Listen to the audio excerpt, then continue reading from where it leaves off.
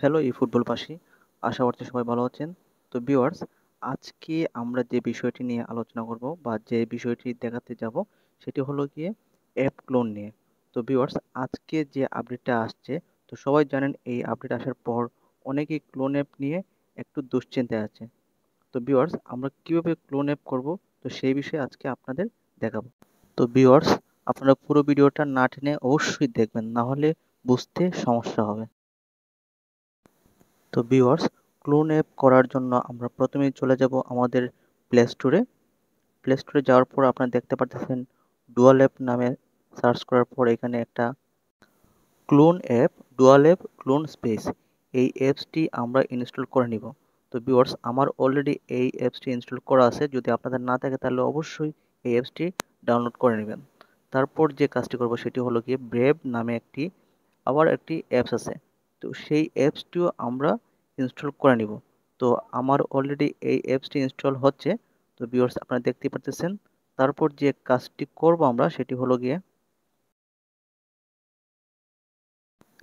অ্যাপসটি ইনস্টল হওয়ার পর আমরা অ্যাপসটি ওপেন করে নিব। তো ওপেন করার সময় যে যে পারমিশন চাইবে আমরা সবগুলা অ্যালাউ করে দিব।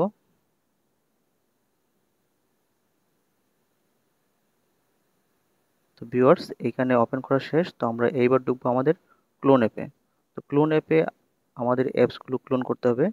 তো আমার অলরেডি ফুটবল গেমটি ক্লোন করা হয়ে গেছে। তো ব্রেভ অ্যাপটিও ক্লোন করা হয়েছে এখন।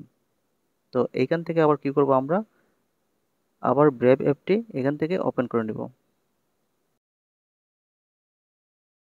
ওপেন হওয়ার পর যে কাজটি করতে হবে সেটি হলো ক্লোন অ্যাপের ভিতরে ঢুকে যে ফুটবল গেমটি ক্লোন করেছিলাম সেই অ্যাপসটিতে ঢুকতে হবে।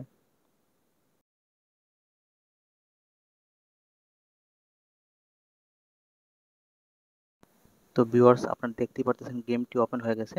তো ভিউয়ার্স, আরেকটা কথা বলে নেই, ডাটা ট্রান্সফারের সময় খুব মনোযোগ সহকারে আপনার ভিডিওটি দেখবেন, না হলে আপনারা বুঝতে পারবেন না।